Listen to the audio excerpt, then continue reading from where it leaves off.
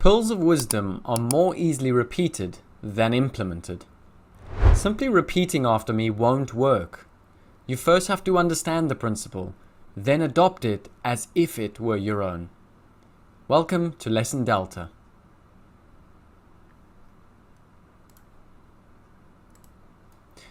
So welcome guys, this is Lesson 4. I think that quote's very fitting and it's important from the onset of this lesson. I highlight what this quote is trying to tell you. Throughout this course, there's going to be a lot to absorb, a lot of understanding, a lot of principles. The reality is you're not going to learn them just simply by hearing them. Just because you can repeat some of the things I'm going to say throughout this course doesn't mean you understand them fully. The reality is, and we've said this a number of times already, you're going to have to experience them for yourself. Once you experience them, then you'll develop your own understanding and eventually the wisdom that comes with it. Now, what you're going to learn throughout this lesson, we're going to go through what I believe to be the 10 most important trading wisdoms that every trader needs to understand. From this, you're going to develop an understanding of why these lessons are so important and ultimately how they can add value. As a consequence, it's not to say that I've necessarily been through all the lessons in trading, no. What I'm trying to say is these are the most common mistakes, they're the most common lessons that every trader has to go through. So whether you understand them now and adopt the necessary practices and tools to mitigate them, or whether you decide to maybe ignore them and go on it your own, the reality is one way or another, we're going to get to the same conclusion, which is you're going to recognize these as being important lessons, either through me or by yourself. Ultimately, what it unlocks is sustainable edge and a very, very steep learning curve. Right? That's the reality.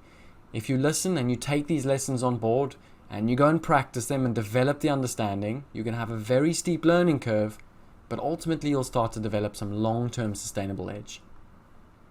So, before we get going on these 10 lessons, in a nutshell, these lessons are what I know now.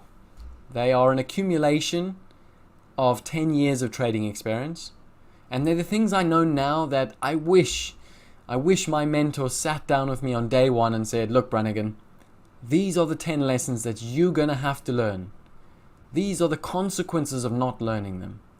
But these are the potential opportunities if you learn them. So ultimately, I'm going to take you through this I'm going to take you through the why. Why this lesson? I'm going to take you through the understanding of the experience I went through.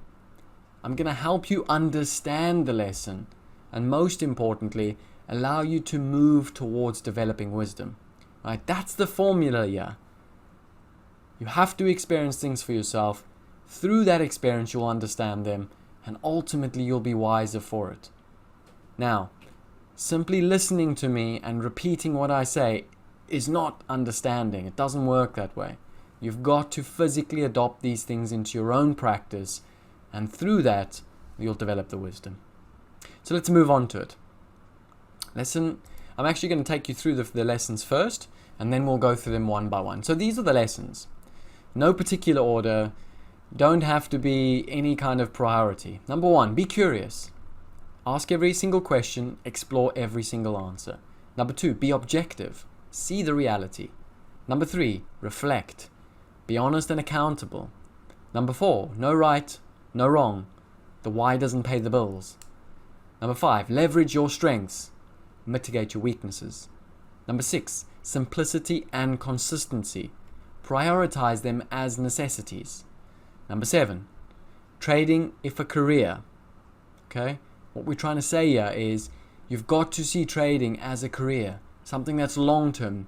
Right? 10 years is the minimum requirement. Remember what we said on the timeline. It's the minimum requirement to get to a point where you've got the necessary skills to be able to start competing in the market and start winning in the market. Don't forget, it's a process of development. Number 8, understand your weaknesses practically. Number 9, control the controllable. Process and automation. And number 10, the edge is in the application of the strategy. A strategy is nothing without a strategic entry point. Now, as we go through these one by one, what you're going to see is I'm going to take you through how I learned this wisdom. Now, it's not necessarily one event. It's just one event where I can relate to this wisdom. Don't forget, every one of these wisdom is not a one-off. More often than not, I've had to learn these wisdoms through multiple failings, through multiple harsh lessons. So the first one, be curious. Ask every single question. Explore every single answer. Now, where this comes about, I started on the trading floor in London, and I distinctly remember after 6 weeks of trading on this floor, I knew no one. Okay, I knew the grad group I was in, but I knew none of the senior traders. We were all too afraid to approach them. Who are we to approach these guys making money, these, trading machines? The reality was, one night, I overheard one of the traders saying they're going to stay for the Apple earnings. Now, at that point, I just knew Apple was a phone. And I thought, okay, let me stay. Let me see what they do. Let me just sit at my desk at, the close. And obviously that was pretty late at night for UK-based traders. So at the close, around 9:30 p.m. at night, we had this Apple earnings release. And I distinctly remember hearing them say, oh, you see the NASDAQ, you see the NASDAQ. So what did I do? I started watching the NASDAQ. And then afterwards, obviously, everyone was really happy. They all made money. Even I understood. I was like, wow, actually, okay. The earnings missed, and, the NASDAQ dropped very aggressively. There was this really large order that came onto the ladder. He was trying to sell 1,500 contracts.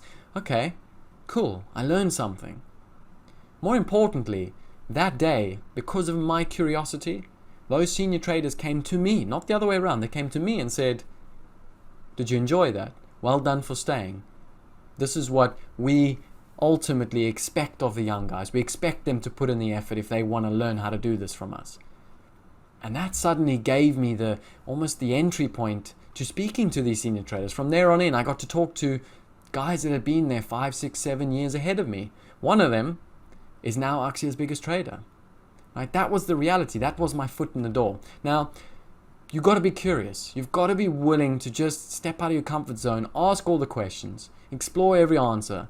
So often I see people, on Twitter, they'll start by posting a tweet by saying, sorry, it might be a stupid question, but the reality is there is no stupid question, right? If I was to put a penny in a jar every time I thought I was asking a stupid question, I'd be a millionaire, right? Because there's a lot of things I don't know, not because I'm ignorant, but because the reality is you can only know so much.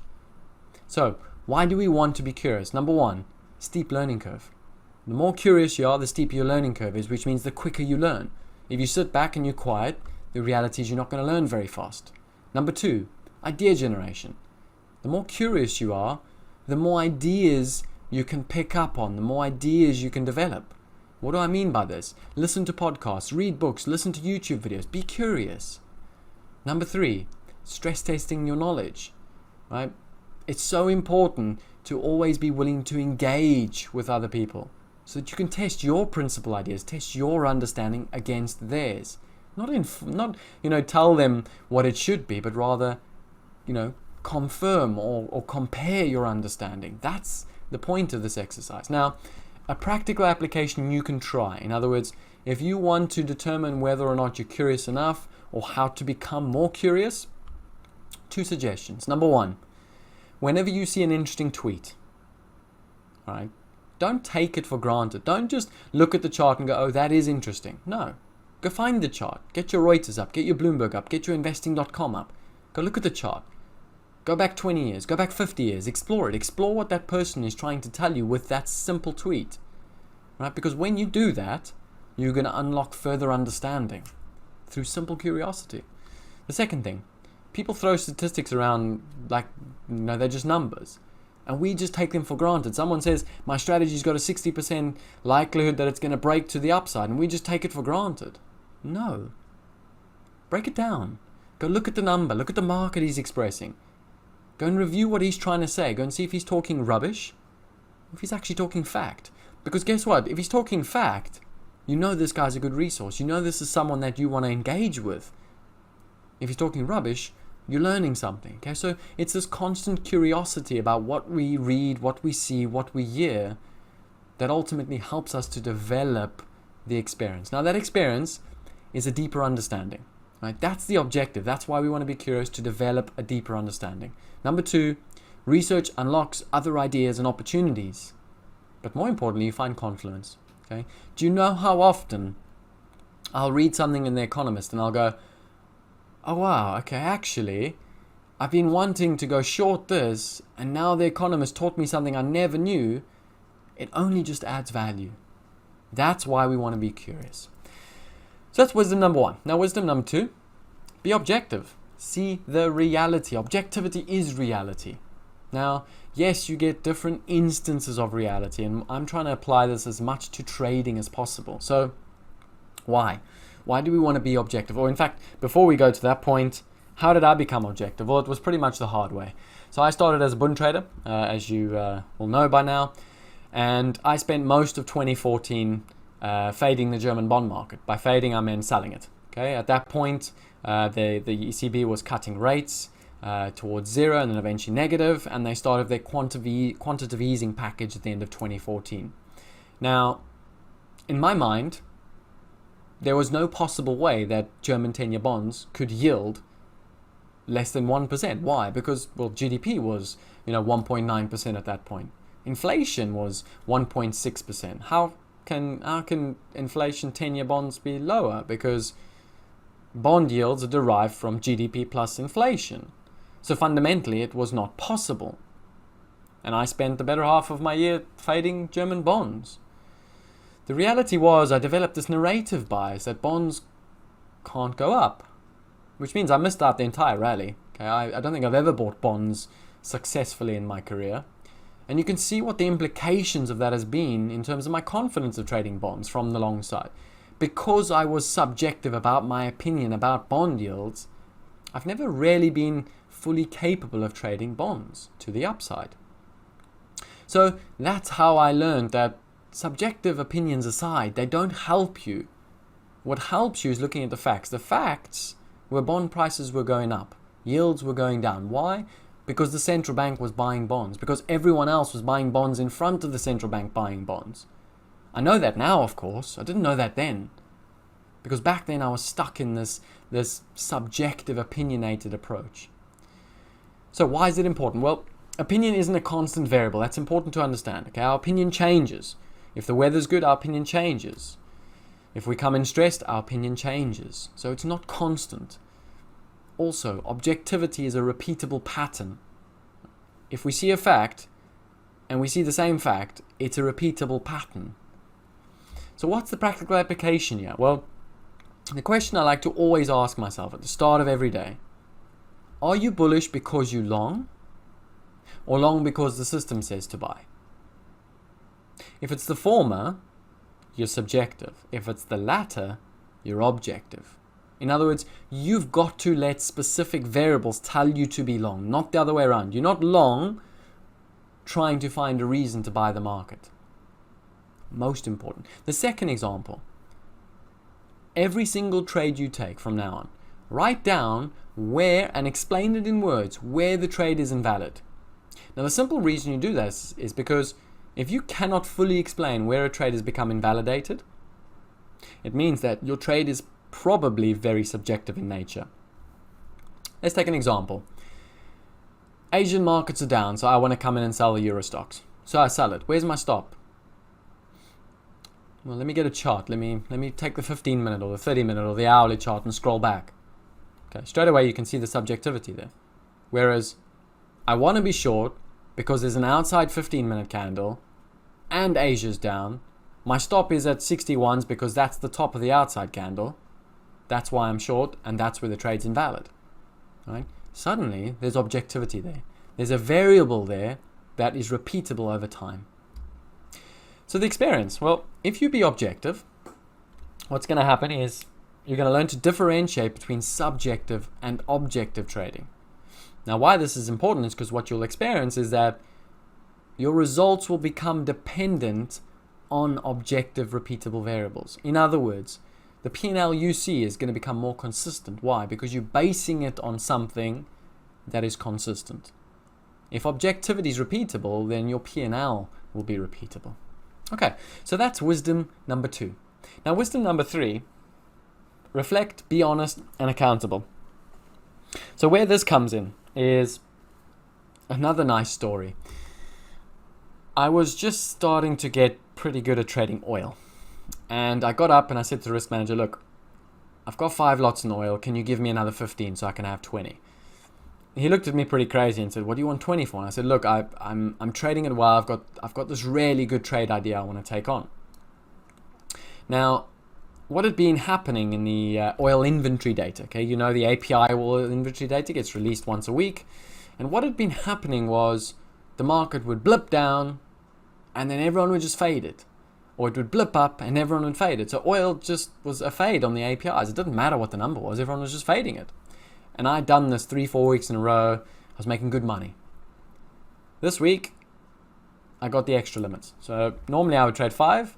And this week, obviously I was planning to trade 5. But for some reason, odd or another, number came out, blipped down a lot bigger than expected as well. And rather than just clicking once, the usual 5 lots, I went bang, bang, bang, bang, bang. And the next thing I was 20 long. The reality is the market didn't fade. The market didn't come back. And I had one of my worst, or in fact, I think at that point it was my second worst ever down day. This was obviously post my blowout of my account in 2015. So this must have been 2016. Now, instinctively, it wasn't my fault. Come on. The last 4 weeks, it's faded. So why am I to blame? I didn't do anything wrong. I just repeated the pattern of the last 4 weeks. Once it had gone too far, I panicked and I got out of wherever I could and I just paid the loss. Right? I didn't do anything wrong. What did I do wrong? I just repeated the pattern. So objectively, from a pattern recognition perspective and an execution perspective, I didn't do anything wrong, not in my mind. It took me a day and a half to calm down. I didn't want to trade the next day, didn't come in the next day. And that gave me a little bit of time to reflect and really just go through the step-for-step process. Now, hopefully you've all picked up on the denial there. Hopefully you've picked up on the real big error I made.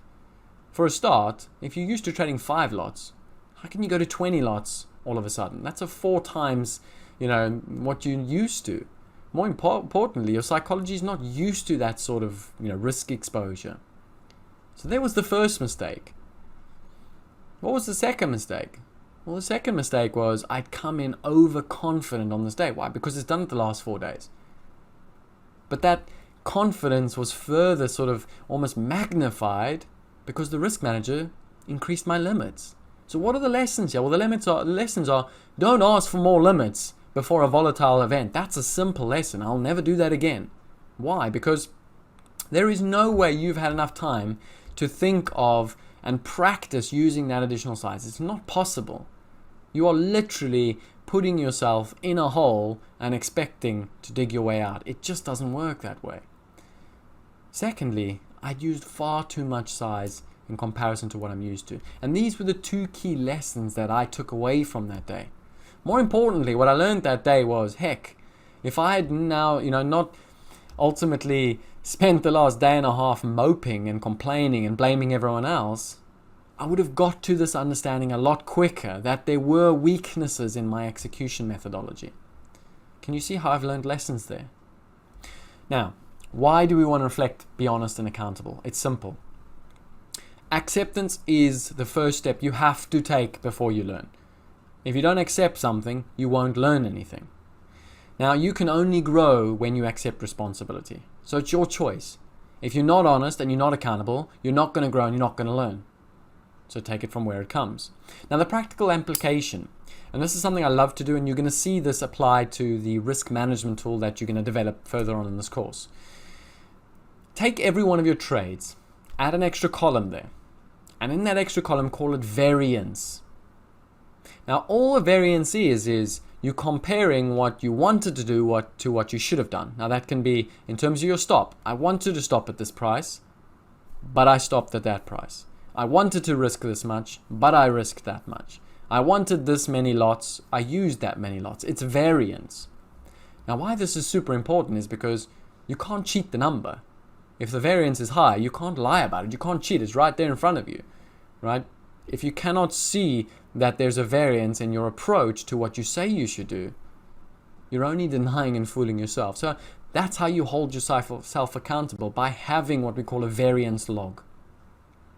Second one, every time you take a big unexpected loss, create a storyline of how this happened. So we spoke about meditation, we spoke about written meditation. This is a beautiful form of written meditation. Go write a story. Tell me how you came about losing on that 20 lot trade in that oil market.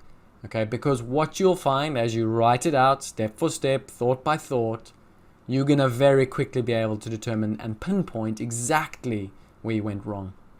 Okay, and this is that honesty. This is that brutal honesty with yourself, where you can ultimately accept first what you did by writing it out, but then more importantly, learn from it, because you can pinpoint the errors within your decision making. Now, the experience, you'll learn about yourself and also how you justify events. Okay? I know how I justify events, and at some point in this course, you're going to hear me talking about, this concept of projecting. Right, we might as well deal with it now. I'm someone that loves to project. Now, I learned that through a lot of meditation. What do we mean by project? Early on in my career, if you've known me since 2013-14, I used to have a little bit of a, not a temper, that's the wrong word. I used to be quite emotional, okay? And the result was I would end up, when I was losing money, I would end up making sure that everyone knew I was losing money, all right? It's called attention seeking. I felt better whilst losing money if everyone knew that I was losing money. Now again, it doesn't embarrass me to say this. I learned this about myself. I behaved like a child, right? Because the reality is it took me 4 or 5 years to learn this, and it only took me about 6 months to resolve it. But the reality is, if I never accepted that I was, behaving like a child, or that I was, ultimately finding comfort letting everyone know I was suffering, I would never been able to find a solution. Anyways, back to projecting. So what projecting is when I started losing, I could be 400 euros down. But in my mind, I'd have this almost magnifying glass that says 400 euros could become 4,000 euros. And 4,000 euros is a significant amount. This could be the end for you, despite having a massive account at that point. But it's that projection, it's that protective nature of the mind that would make bad instances seem significantly bigger than what they were. Now, projecting is a bad thing, okay? It's a natural, instinctive thing for most humans. We're naturally risk averse. So it is a bit of a biological, physiological, natural thing. But that doesn't mean we can't control it. It doesn't mean that we can't do something about it. And I've spent a lot of years managing my projection. Okay, I still project, of course. It doesn't go away. It's a natural part of me. But when I project, I can pick it up very quickly, and I know what to do. I've got coping mechanisms to manage my projection. Anyways, so where were we? Compare every trade, variances. Okay, and the second thing you're going to learn with being honest and accountable is that variances don't lie. All right. If you do these exercises, you're going to see the power of being accountable. Right? The moment you can be honest and accountable to yourself, it'll unlock that door to, oh wow, look how quickly I managed to learn this lesson because I was capable of finally being honest about the situation. Okay, so there is a power in being honest and accountable. Now, lesson number 4. No right, no wrong. The why doesn't pay the bills. Okay, there's a wonderful expression. Opinions are like arseholes. Everyone's got one. All right, leave your opinion aside. Why? Because the objective of trading is to make money. It's not to be right. Okay, and trust me, this lesson has taken me most of my career to realize. I so desperately wanted to be right in the early part of my career, right? So desperately, to the point that it used to cost me not just financially, but also emotionally. Because the moment you want to be right, you're emotionally attached. The moment you want to be right or you have to be right, you can't let go as easily. Now, if you take the example, if you've been following me for a while, you would have seen in 2018-19, I was very anti-Bitcoin. Do you really think I care to go onto Twitter and announce to the world that I'm now pro-Bitcoin? The reality is no. 5 years ago I would have cared. Yeah, 5 years ago I would have preserved my ego. Now I couldn't care less. Okay, all I care about is if I make money. And if making money means I need to express that, I'm going long Bitcoin, then so be it. Okay, note, and this is important, there are too many reasons why a market can move up and down to try and understand why it does. And this is important to understand, because when I get to the practical application, you've got to keep this in the back of your mind. Right? A lot of traders associate a win or a loss in a trade with, oh, I did the right thing. What they don't recognize is that there are thousands upon thousands of participants all doing trades for different reasons at the same time as you. So to try and pinpoint it for any one particular reason is really a fool's game. So what's the practical application? Write down how many times you got lucky on a trade because of data or fundamental news. Was this luck or skill? Question mark. Were you right or wrong? And I love this exercise because it's almost like a foolproof example of no right and wrong. Now, the example for no right and wrong, where I learned this personally, I was in Poland. Okay, we had a Polish office at the first firm I used. I was in Poland and I was teaching and mentoring the young grads their wealth trading.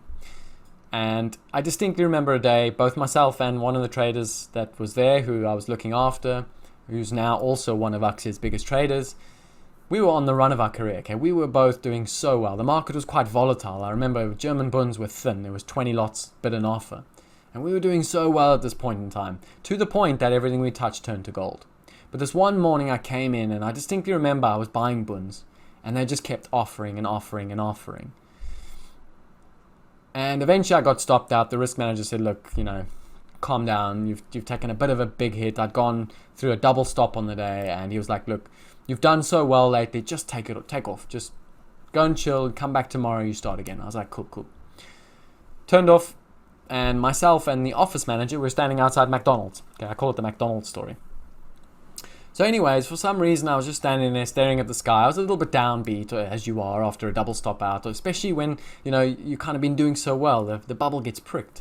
And all of a sudden in my head, I was like, I swear, did I clear my order book? And I distinctly remembering thinking, I felt this uneasiness. So straight away, I picked up the phone.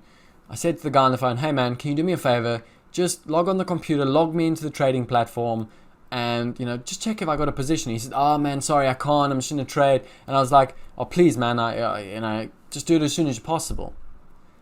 Put the phone down. Literally 4 minutes later, I got a phone call back. Hey Brannigan, listen man, you got a position on, you're 30 lots long. What do you want me to do? And I was like, what do you mean I'm 30 long? He's like, yeah, you're 30 long and you're 9,000 euros on side. Well, what do you want to do? I was like, man, just get me out, just cover it. And next thing I hear is, okay, cool, you're covered. Your P&L now is like 500 euros on the day. Well, what do you want me to do? And I was like, just turn it off, man. Just turn it off. And this is where that practical example comes in, because did I do the wrong thing or the right thing? Or did I just get lucky? Okay, so the experience you're going to get through doing this, you're going to see trades as probabilities, right? You're going to see the full probability spectrum, as we call it, and also risk reward. Also, you'll detach yourself from personalizing trades, right? As we said, when you want to be right so bad, you're invested, not just financially, but emotionally. Take that story from where it came. It's not about being right or wrong. It's about making dollars. And yes, I did get lucky that day. Wisdom number 5, leverage your strengths, mitigate your weaknesses. This is something that goes a little bit counter, right? And we spoke a little bit about Druckenmiller in lesson 3, and this is where I go against the crowd, and I'll explain to you why. Before that, where does this whole idea of strengths and weaknesses come from? Some of Axia's best traders, as you'll no doubt know, are very good at trading fundamental comments. Okay? I'm not so good. That's the honest truth. I've never been that good. For the simple reason that, like I said to you, I've got a little bit of a risk-averse brain, and also I'm a little bit skeptical when it comes to news. Now, your best news traders are the ones that hit and ask questions later. Me, not so much. I think, and then I hit, and then I think some more, and then I add some more, and then I think again, and then I do a lot of different things. The less you think in those kind of situations, the better. It's reactionary, and I'm not good at being reactionary. That's how I know you've got to leverage your strengths and mitigate your weaknesses. Because the reality is, am I going to spend the next 5 years trying to be good at something that doesn't come natural to me? Or am I rather going to take that energy and focus and work on something like I'm going to show you toward the end of this course, called trading tools? Okay, I enjoy that stuff. It's fun, but it also adds a tremendous amount of value to me as a trader. Okay, so why? Why leverage your strengths? Well, it's simple. Input, output. We've all heard the concept of the 80-20 rule. The objective in life is to put as little input into something and get as much output. We all know that. Simple. How many of us do it? Now, the reality is when you're working on your weaknesses, you're putting a lot of input into it. And that means that you need to be getting a very high output. And the reality is more often than not, we don't. We don't get a high output when we're working on our weaknesses. So why bother? Now, I'm not saying don't work at your weaknesses. What I'm saying is, in terms of utilizing your energy, you want to give 90% to your strengths and a little bit to your weaknesses. All right? So what we do with the weaknesses is we find aids and tools. That's what we do. We help understand those weaknesses and we help mitigate them as best as possible. We don't eradicate them. You're never going to eradicate your weaknesses. So the practical application: find a strength. Find something you're good at. How much money do you make from this strength? Now compare that to how much money you make from working at your weaknesses, or how much money you save as a result of working on your weaknesses. Do that. Do that exercise. Okay? Don't let me tell you that you need to work at your strengths and not your weaknesses. Go and work at it for yourself. Figure it out for yourself. Understand the power of it for yourself. Now the experience, you're ultimately going to maximize with limited available resources. Right? That's what you get from this. You've only got so much energy, time, capital, focus, all these things. So if you utilize them on your strengths, you're going to get maximum output. The other experience, obviously, you're going to learn to mitigate your risks intelligently. You can't eradicate risks, but you can manage and cope with them. Okay, guys, that's now the end of part 1 of the wisdoms. When we come back, we're going to go through the next 5 wisdoms before wrapping up lesson 4.